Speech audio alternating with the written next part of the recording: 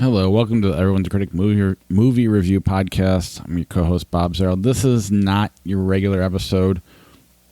This is kind of a bonus episode I did with another podcast called the Metal Bob Podcast. It's my friend Metal Bob. He does a podcast where he interviews a lot of musicians, and he had the idea of kind of cross-branding our shows where you can hear the podcasts on his feed and my feed, so you can kind of get an idea what his show's like and what our show's like. Obviously, Sean's missing, so you're not really getting the best feel of what our show is, but you're getting me from the show. But just give it a shot if you're into music, specifically rock music. Metal Bob's a great guy to listen to. He's a really funny, entertaining guy, and here's our chat. Welcome to the, I guess this is Everyone's a Critic movie review podcast, along with the Metal Bob podcast. My name's Bob Zerl. Metal Bob with me. Metal Bob. You're going to have both of these shows on both of our platforms. We're trying to cross-promote, so you can, if you like what you hear, go check out the Metal Bob podcast or go check out Everyone's a Critic podcast. Something new we're trying for the first time. And seeing how it goes. Metal Bob and I used to podcast together on the Nothing Shocking podcast, so this should be a good time. So you go ahead and start and talk about your show, and then we'll do mine and get our show started. All right, well, Metal Bob here. The Metal Bob Live podcast. First I want to give a shout out to our sponsors, Legend Picks. Also the art and music of Jeremiah Calick. Jeremiah is my producer. You can also find all of his stuff at www.jeremiahcalick.com. He's been great, man. It's been great working with him. He's done a lot for the podcast. The podcast is basically, we talk music, album releases. We try to do reviews. We also interview a lot of artists, man. So it's a really good time. Absolutely. Where can they find the podcast? Well, you can find it on Facebook, it's Spotify, iTunes. It's on all your major podcasting platforms. So just about anywhere, just type in Metal Bob Live, it'll come up for you. And those of you who are new to the Metal Bob show but listen to Everyone's a Critic, you hear the dogs in the background. That's because I'm recording, and my wife. It's a long story. Dogs, and I have dogs. It's okay. Dogs are part of the show, man. Yeah, I got dogs too, man. So just give it a chance. They'll probably go off here in a little while. So. They go off. But yeah, we're the Everyone's a Critic movie review podcast. I co-host with my critic friend, Sean Patrick. We record every Monday night, once a week, review all the new movies that come out, along with 30-year-old movies, and we pick a classic. We're at Everyone's a Critic podcast.com and IHateCritics.net. We also have our Patreon page, patreon.com/criticspod. And then our TeePublic page, where you can pick up some of our merch. Here you got our Batman versus Jesus shirt I'm wearing right now. That's awesome. Along with other things. So if you go to TeePublic, or you go to IHateCritics.net, click on the TeePublic link. That's a good way to help support our podcast as well. But anyway, let's get on with our show, and I'll let you get started because this is your idea. Well, hey, man. So first, I'd like to talk about some of the releases that are coming out here. Some of the metal bands that are putting out some stuff. Obviously, I got to promote some LA Guns, man. So they actually have a new live album out now called Cocked and Loaded Live. But they also have an album coming out in November called Checkered Past. It's going to be a brand new album. It's got Tracy Guns and Phil Lewis, together. They've been doing a lot of great things. That's coming out in November. Todd Chason. Greg Chason, you know who Greg is. You've had Greg on the show before. Yeah. Great bass player. They got a new band called Atomic Kings that's coming out with some new stuff here in the next few months. Charlie Overby's putting out a new album. We also have, it's also the 30th anniversary of LA Guns' Hollywood Vampires. So. Oh, wow. Something else to, that's something else to chew on, man. It makes, that was their third release and it's been 30 years. It makes you feel really old, doesn't it, brother? Oh, yeah. I mean, I remember 30 years ago like it was yesterday, and I'm only 41. So, I mean, that's when the memories start, right around that 10, 12, 13, that area. Yeah. And that title, Checkered Past, that's a perfect title for the new album for LA Guns. Have you heard any of it yet, or? Well, they had a song they released back in March of last year, I believe. It was like shortly after the lockdown. It was called Let You Down. And I tell you should really check it out, man. It's one of the coolest. And I'm not just saying I'm a huge LA Guns fan, everybody knows, but it is one of the coolest songs that I've ever heard, man. It was really, really right for the times, man. That's all I can really say about the song. You should check it out. It's called Let You Down. That's awesome. Yeah, they're one of the original bands that inspired that whole scene. They're phenomenal. And I know you were a huge. How many times have you seen them? 50 times, man.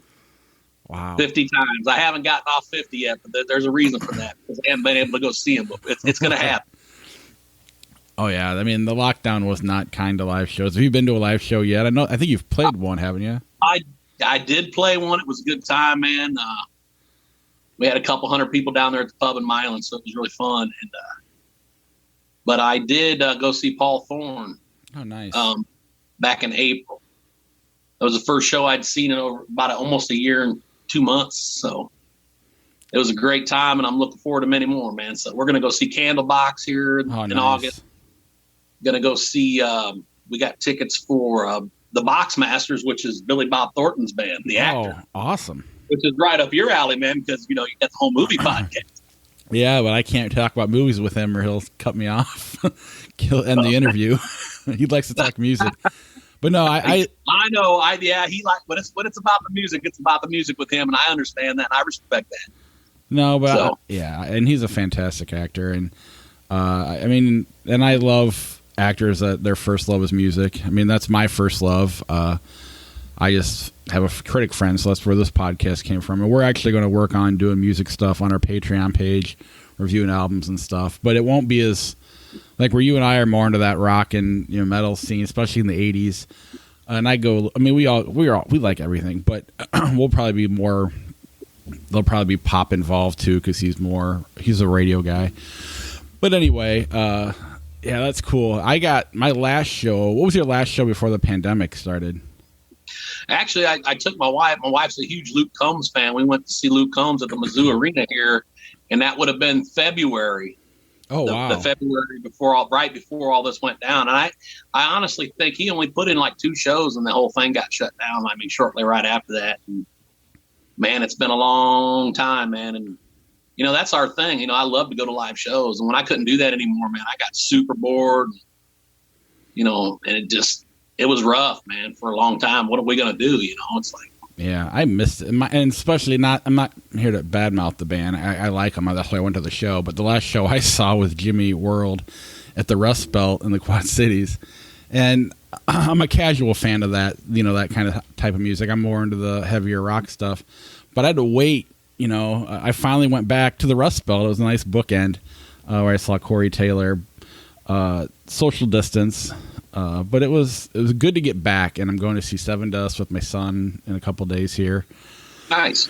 And I got all of September booked. We're going to Louder Than Life. I bought tickets, VIP, all that stuff, not knowing who was going to be there. I figured Metallica would be there, but I wasn't positive, and I just I needed live music bad, and I needed 4 days of nothing but music, and I was excited about that, and I just bought it blind. But yeah. So you're taking your boy to Seven Dust. He a big Seven Dust fan? He has gotten into drums, and I would just buy him shirts. The first shirt I bought him was a Rush shirt, and then he goes to Alexa and wants to play Rush, and then obviously you're going to get drawn to Tom Sawyer. That's their big hit. So he would listen to that repeatedly nonstop to the point where I'm like, all right, you got to turn it off. I love that drum solo at the end. I love the whole song, but I need a break from Tom Sawyer. But then he'll go downstairs and I want to play along, and he's still new. And it's like, well, let's start with Back in Black or something else. So now he's into AC/DC. And if I found a shirt online, I'd buy it for him. And when I got Seven Dust and he wanted to listen to Seven Dust, so I'd put on a couple Seven Dust songs, and Angel Son's the one he was drawn to the most, but he likes, a lot of their big hits, and he's excited about it. And plus, a friend of mine, I guess the guys in Seven Dust have been hanging out in the Quad Cities a lot lately. Working with Jose from 3 Years Hollow. Yep. So, and I've interviewed all those guys multiple times. Seven Dust was a band that kind of broke me into. I mean, I had done interviews before, but that was the first one I got on my own, and it was Clint Lowry, and it was like, holy cow, this guy was. I was in high school, and he was changing the way. I mean, if you listen to the modern bands today, all the guitar players sound like either Clint Lowry, Mark Tremonti, or Mike Mushak from Stained. I mean, if you kind of like all those Breaking Benjamin, Nickelback. I mean, all those bands are definitely influenced by. Seven Dust, Creed, and Stained. So I don't know. I'm excited about it, and absolutely, man. Can't wait to get back. Yeah, I don't remember who I was interviewing the other day, but when I was talking to him, I was like, at this point, I'm ready to go see anything, man, even if I like it or not. You know, it's like I just need to get out and see some music. Oh yeah, we're going to Alanis Morissette. We're going to everything, man, dude. I'd go to that. I think she's awesome, man. Oh yeah, she's doing the Jagged Little Pill. It was supposed to be before the pandemic. It was the tour, so she's playing the album in full plus her hits. And so that's going to be a fun show. I think Garbage is opening and maybe Liz Phair. So it should be a good lineup. And I'm going to see Burton Cummings and Randy Bachman from the Guess Who. Oh, yeah, man. Now, Bachman and Cummings, they were in America together. Am I right or wrong about that? They're in the Guess Who. The Guess Who. I'm sorry. Yes. The Guess Who. That's what I meant. Yeah, and then Bachman went out and did BTO, and Cummings went solo. But my dad is a huge The Guess Who fan, and when they reunited and came to the Quad Cities, my dad doesn't do live shows at all, but he was like, "We're doing this," and I got like 12th row. Well, I think I got like top 5 rows. I might have paid an arm and a leg for the tickets, but it'll be fun to get my dad to go back out to a show again. That's awesome, man. Yeah, dude, I seen they were back together. I thought that was pretty neat. Yeah, they were going to do that before the pandemic, too. It just, that's the problem, is like you mentioned all the albums coming out. All the albums that came out during the pandemic, you know, everybody did it. Yeah. I'll tell you one thing that I know the pandemic sucked for everybody, but I'll tell you, a lot of the guys that I've interviewed, you know, and I actually started this podcast like right when all this went downhill, but it was good for me in a way because these guys, they had nothing else going on. So it was real easy to get a lot of these guys on the show. But one thing I did learn from all of them, and a lot of them say the same thing, that the shutdown, as bad as it sucked for them not to be able to play live, it was good for them because they finished songs, they finished projects, they got things done that they probably never would have ever got done. Right. They had all this free time to do it. And I think a lot of great things. I mean, as many bad things that came out of, there was a lot of great things that came out of it too. Oh yeah. You know, from their standpoint, you know. Well, think about it too. I mean, the bands that take a break and then come back, they always come back stronger. Even LA Guns getting back together with, oh my God, their names just escaped me. Phil Lewis and Tracy Guns. Tracy Guns, the one that should remember. You know, getting back together, there's this new energy there that, you know, was not that it wasn't there, but they missed. You know, you missed it for a while, and you come back and you're stronger than ever. I think a band like Disturbed took a break a few years ago, and they came back bigger than ever. You just look at any band that takes a break, and they start to miss it. And when you miss it, you're going to be that much more creative and powerful when you come back and can do it again. And I'm excited about seeing everybody. I mean, even like the Corey Taylor show was fantastic. He was just happy to be back out there doing stuff. We were all social distance, and it was still. It wasn't Slipknot. It was that Corey Taylor side stuff. It was, you know, different than Slipknot or Stone Sour, and it was. Yeah, he's a really good singer, man. I was impressed first time I heard the guy sing. You know, outside of Slipknot, I was like, wow, this is the same guy. You know, it's like this guy he can wail, man. Yeah, when he was supposed to be in Velvet Revolver, I'm like, really? And then hearing the new stuff, I'm like, oh, I can see it now.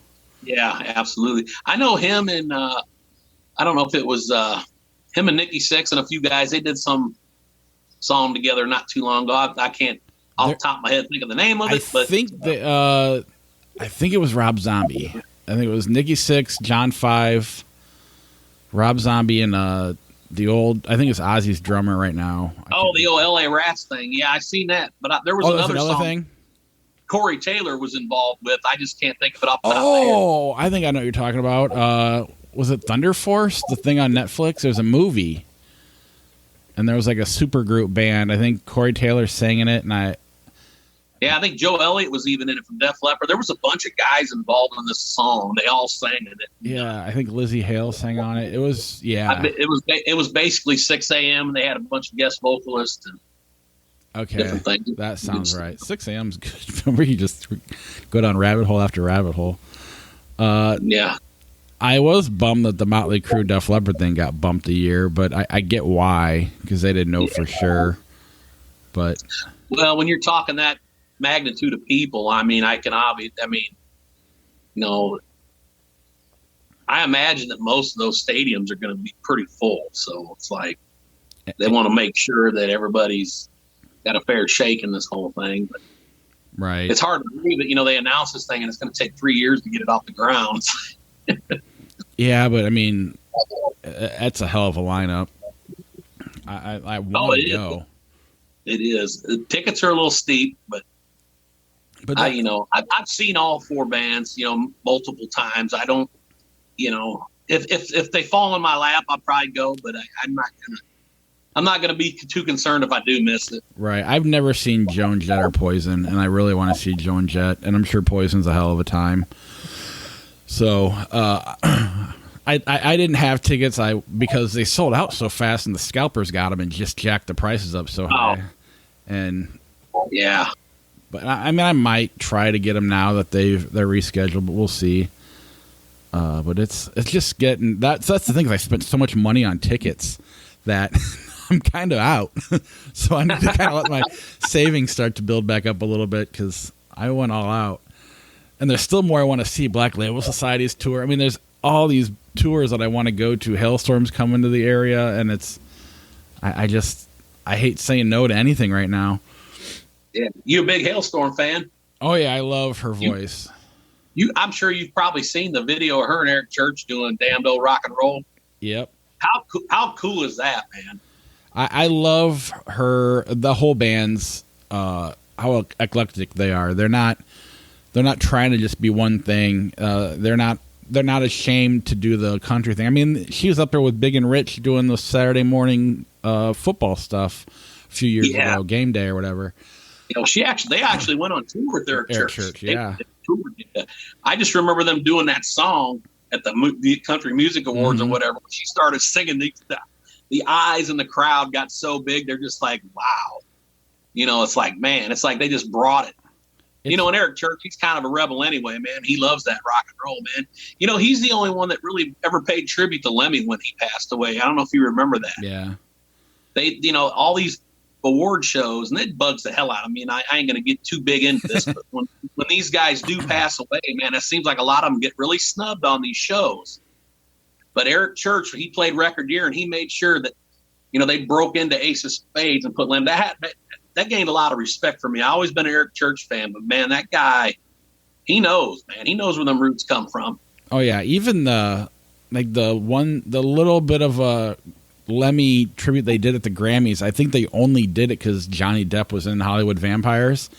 Yeah. And if it wasn't Johnny Depp, I don't think Joe Perry and Alice Cooper have the poll even today, as legendary as they are, for the Grammys to want to do anything for Lemmy.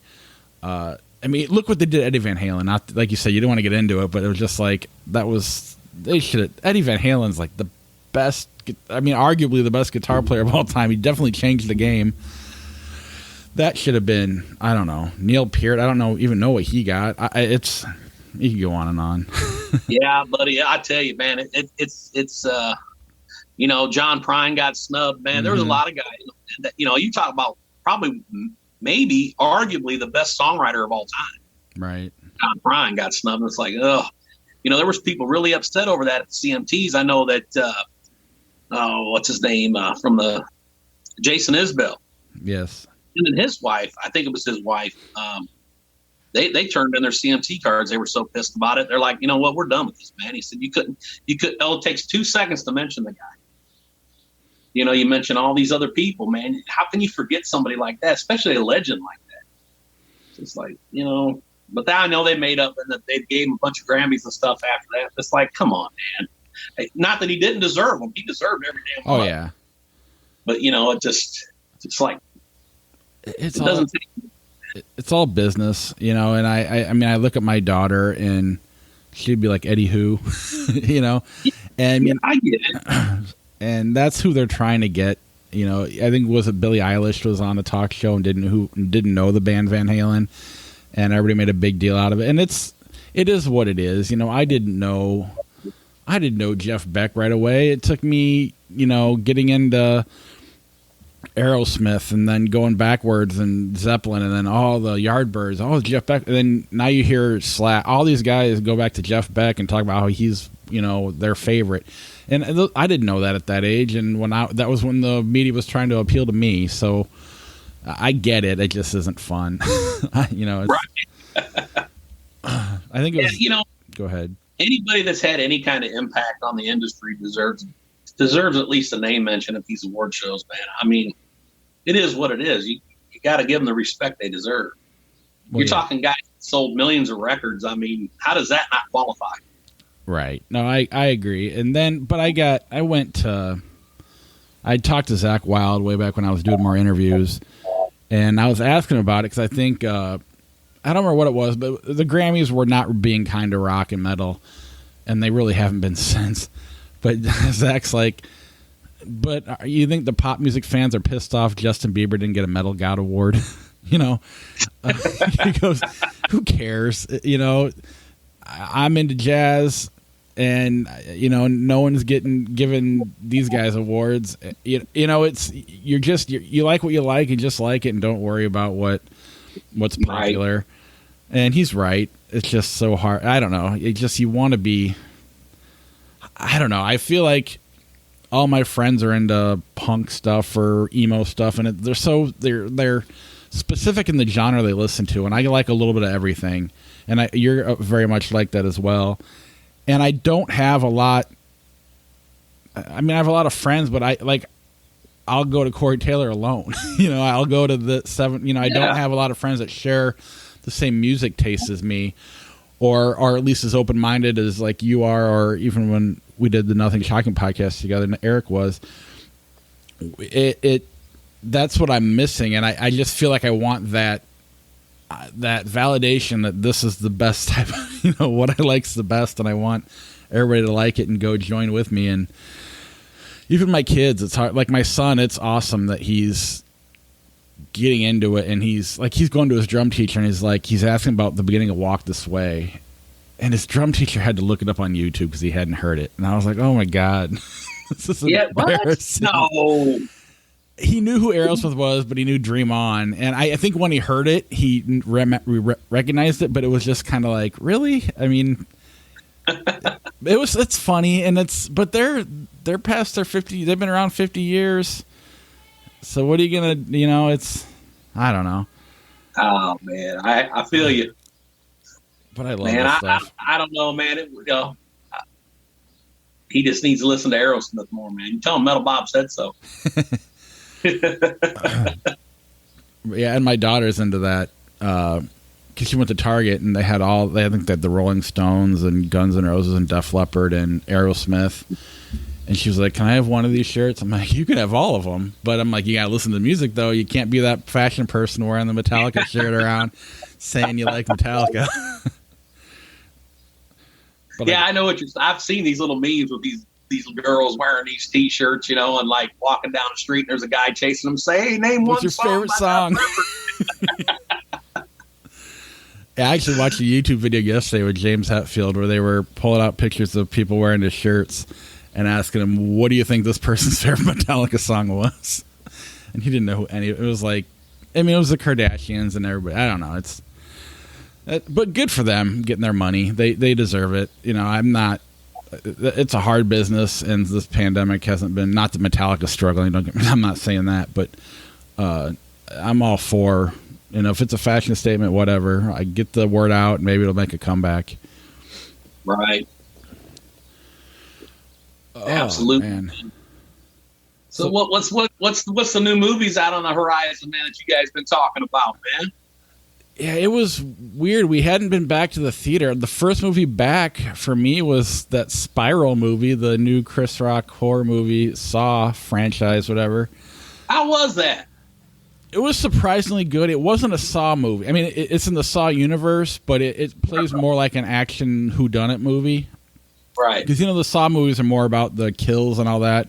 This has a star. It's got Chris Rock in it. So it follows him. So I found that neat. You just have to, I almost feel like I want to watch it twice to get the Saw taste out of my mouth and then watch it for what it is. And right now the horror movies are doing the best because that's what came out first, I guess. The Conjuring, The Quiet Place 2, all those did really well. I really like The Hitman's Bodyguard Part 2. I think Ryan Reynolds and Sam Jackson are a lot of fun. There's a second one. Yeah. And I haven't seen that. I remember the first one had me rolling, man. I almost died laughing in that, man. If that had you rolling, this is even better. Obviously, it's dumb, but it knows it's dumb, and that's what makes it fun. Salma Hayek steals the whole movie, and it is a blast. If you like the first one, you're going to love the second one. Is it available on Netflix or anything yet? Not yet. That's the weird thing is I'm having a hard time. Like HBO Max, or I think it's Warner Brothers, whoever owns HBO, everything that comes to the theater, they're putting on HBO at the same time. So like The Conjuring and that's the one that's off the top of my head. A Godzilla, I think, Mortal Kombat, all those are coming straight to TV or HBO Max. So I'm able to see those in my house, and I feel bad because it's like watching a concert on YouTube. It's not the same. Right. I definitely know I would like some movies better in a theater than I would at home. So that I don't know how I feel about that yet. But we'll see how. I didn't go to Fast and the Furious, but that came out this weekend, and Black Widow's coming out. So we'll see how those movies kind of take off in the theaters. I don't want the theatrical experience to go away. That does make me a little nervous. As much as I like watching movies at home, there's something about being in a theater with the group at a certain movie, especially art house movies. I know that sounds weird, but if I want to see something, there's this production company called A20 or distribution company called A24. Everything they do is fantastic, and as much as I like watching them at home, that environment in the theater or a Tarantino movie, there's just something different there. I'd rather watch a Marvel movie at home, even though that you need all the explosions and stuff, than in a theater. But those kind of indie art house movies really play well in theaters, and when you don't have dogs barking and kids walking in and out of the room, that it's hard to get into a drama that when you're being interrupted all the time. And so I really hope the theaters stick around. Yeah, that's what I was going to say. You said it, man. Like when you're in the theater, you're there to see this movie. There's no distractions. I mean, you're totally focused on what you're there for. Yeah. Yeah. What's the last movie you've seen lately? The last movie I seen, actually, is it called Fatherhood with Kevin Hart? We're actually going to talk about that this tomorrow when we do our podcast. What'd you think of it? I thought it was a great movie. Yeah, I thought that it's a it's a tearjerker, man. And if you're that kind of person, man, I mean, I'm pretty good about keeping my emotions in movies, but yeah, I can. It's a hard one to watch, man. It's a true story, and I was really shocked how great Kevin Hart was. I knew Kevin Hart could act, but he really did a great job in it. Oh yeah, he really wanted to do something beyond what he's been doing in the past, and you could tell. Yeah. I guess now that you brought up the tearjerker part, it's funny because, like, I'll cry, but it's the weirdest movies that make me do it. It's that scene in Almost Famous when they're doing Tiny Dancer in the bus, or in like School of Rock when the kids hit the stage at the end. Those are the kind of things that get me all, more goosebumpy and teary-eyed than it is, terms of endearment or something like that. Right. Rocky, Rocky, man, hell yeah! Don't be ashamed to cry, Rocky. Oh yeah, man. It's impossible not to. It doesn't matter how many times I see it. I just have to bite my teeth really hard and hope I don't chip anything. Let's see. What's your favorite music-related movie? Oh man, favorite music-related movie. I'll tell you, man, I really dug the Queen movie that came out not too long ago, a few years back. Bohemian Rhapsody. I thought that was a great movie. I thought they did a great job. Yeah, I wasn't, like, I know some people are bothered by the historical accuracy and blah, blah, blah, but they worked the music in so well that it was a fun experience, and that's all I needed from it. I didn't need you to go in. I don't need the truth or the details about Freddie Mercury's whatever. It was just the way they played the music in that was just amazing.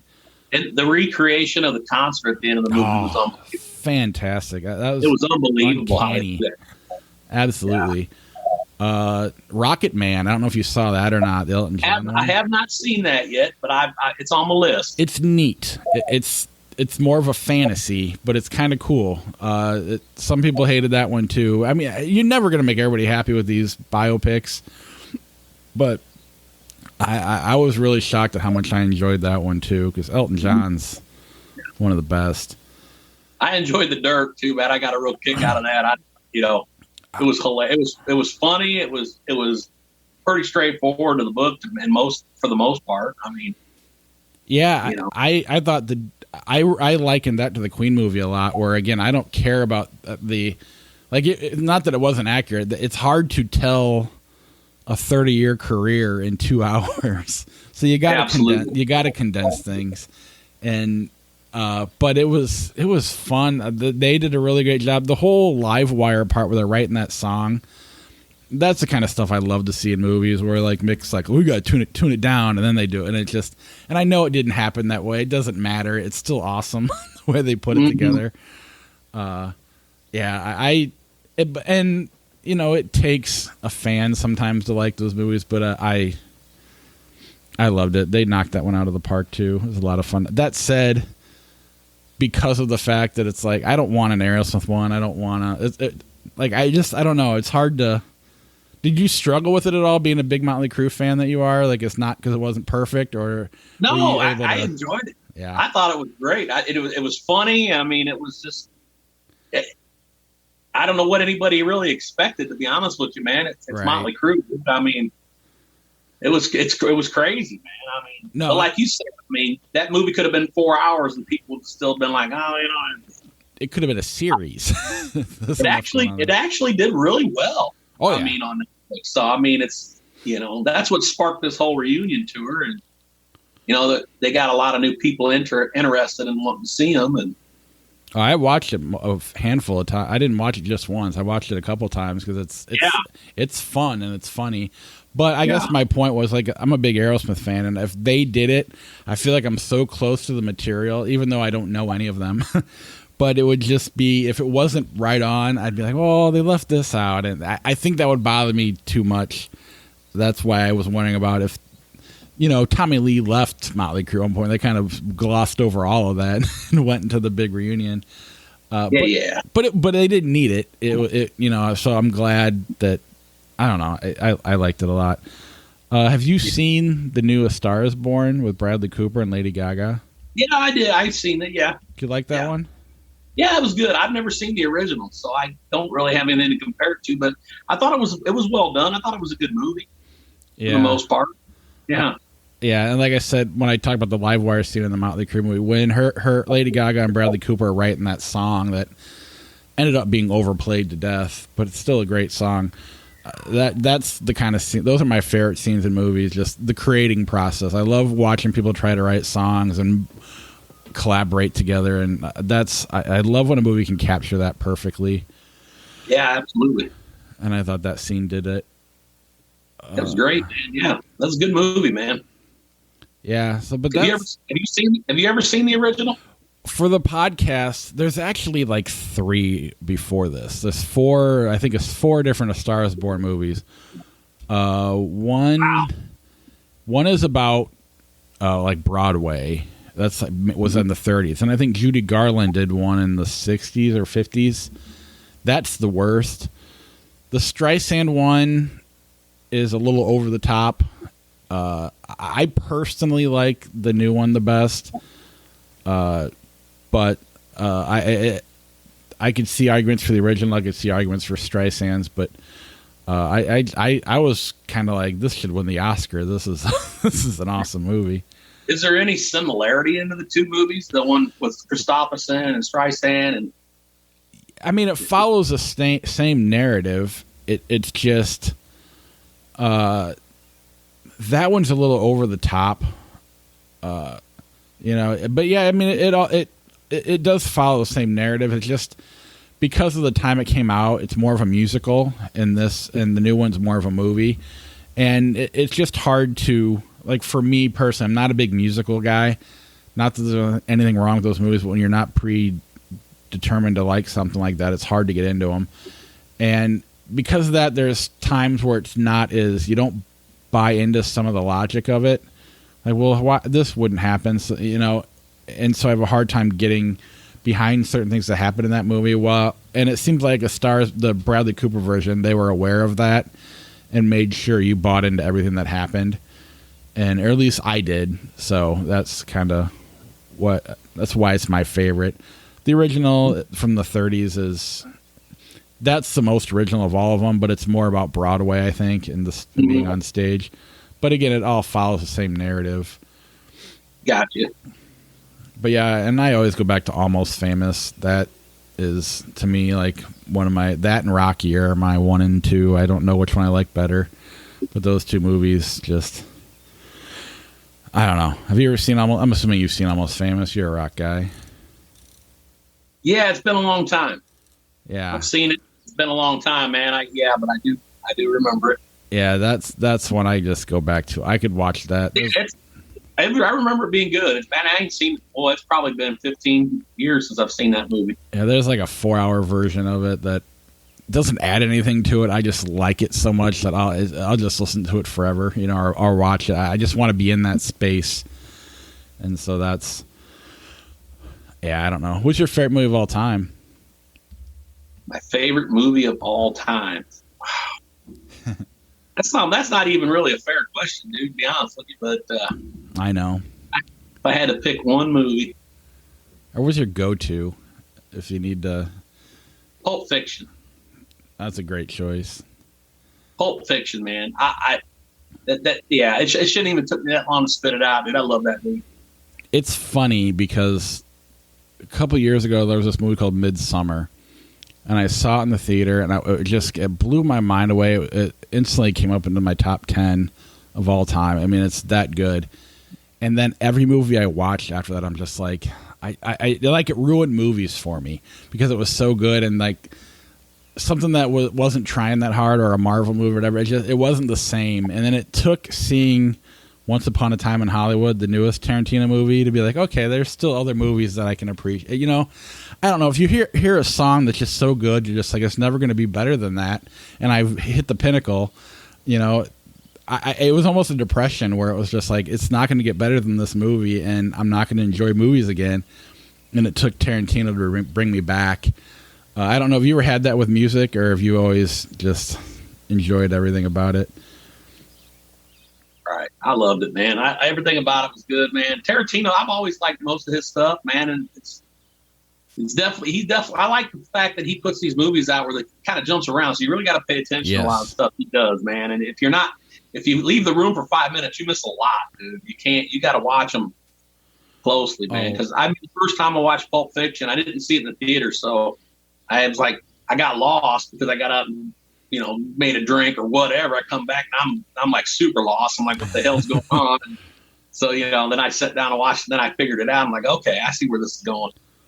But yeah, you got to really pay attention to his stuff, man, because he's good about that stuff. Oh yeah, and the best part is every time you watch it, it's like you're seeing it. It still feels fresh every time.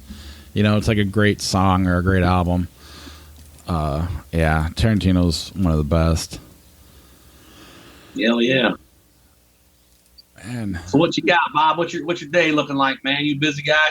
I got to go to work today. It's part of what took me off the Nothing Shocking podcast was I just picked up, like, I'm the president of my company now, and I actually bought it, so I'm kind of an owner. Oh, look at you, man.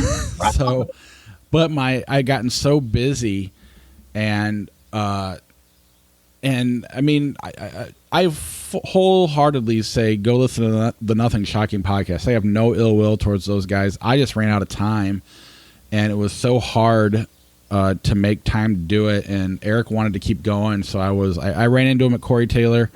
I got no ill will towards that show at all. I recommend them as well. Great guys. But I just couldn't do it anymore. And the reason I'm doing the movie podcast is, I mean, Sean's my friend, and it's a reason to hang. I need a reason to go do stuff like this, so that's why I'm glad you reached out, because this is fun for me. This is kind of my entertainment. Right. Otherwise, I'm working all the time, and my kid's got baseball and cheerleading, and he's trying to do drums, and she's trying to do softball. It's just there's no time. So. I feel you, man. I feel you. I've knocked mine back trying to about every other week now, man. I was trying to do every week there for a while, and it was just becoming a little much. So we backed it off. I'm doing about twice a month now. So, well, when we started with the three of us, I was trying to get out at that point, and then and Eric came in, and it was good. I was just like, let me produce it or we'll do whatever, but I need a break, and then it kind of got me going again. But I don't know. I love it, but it also stresses me out. I get too nervous. Eric's, and you probably are too. I just get too intimidated. I hold these guys on pedestals, and they're rock stars to me, and I can't. I'm wrong, but it's hard for me to bring them down to that human level. And until I'm finally on the phone with them, and once I start talking to them, it's just like, oh my God, we're the same. We're just guys, or we're just humans. But it takes me until that phone, my heart gets going. I get super nervous. I feel sick to my stomach. Then the interview happens, and then when we're done, I'm on cloud 9. But it was just it would take 3 days out of my life to just get prepared for that half an hour. So that's I just had to stop. And then having you and Eric there made it a little easier. But I don't know. It was I miss it, but at the same time, I've gotten to do. I'm never going to top what I got, so I'm good. I'll just watch movies. Yeah, man. We've gotten to talk to some pretty cool people, man, over the last few years, man. Yeah, it's been fun. That's awesome, and I'm glad you're still doing it. I'm glad you love it, and how often do you make it back to the Quad Cities? Well, here lately I've been back probably three times this year already, but usually every few months I'm back for a day or two.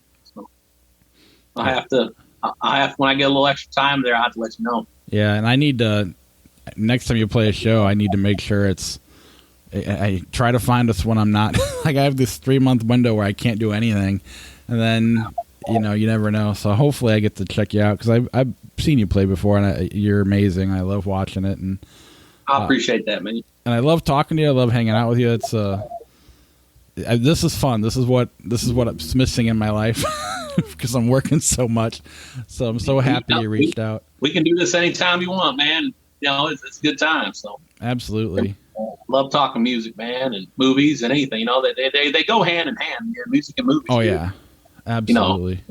So yeah, and a lot of movie stars are musicians, man. It's amazing how many of those people play music. Oh yeah, did you watch? I think there's a show on. I can't remember the name of it. I'm gonna screw it up, so I probably shouldn't even bring it up. I don't know. The movie was called American Satan, but then they made a TV show out of it with a bunch of stars in it, but I can't.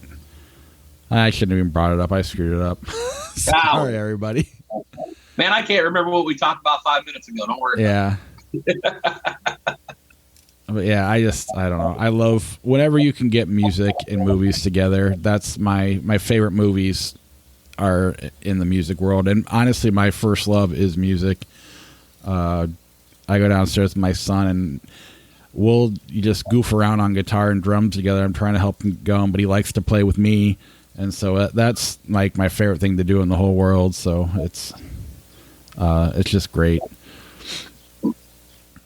Awesome, brother. Well, I know you got a busy day, man, ahead of you, dude. So, all right. Now that you're the big dog, you got to take care of stuff. Yeah, but again, thank you for making this happen, and this is a ton of fun, and I hope we can do it again. Yeah, man. And one time, real quick, man, JeremiahCallick.com, man. That's my producer. The art and music of Jeremiah, man. You guys should go check him out, man. He's got a merch store. He's selling a bunch of different creations that he's made on there. He's got a bunch of T-shirts and different things. It's pretty neat, man. So yeah, and when we put this live, send me all the links you want me to post in mine, and I can send you my links, and we can go from there. Absolutely, man. Definitely. It'll be awesome. Definitely want to make sure we do that. So I'll be talking to you in the next few days, man. We'll get it all straightened out, buddy. Absolutely. All right, Bob. You have a great rest of your afternoon, man. You too. Thanks. Take care. All right. Bye-bye. Bye.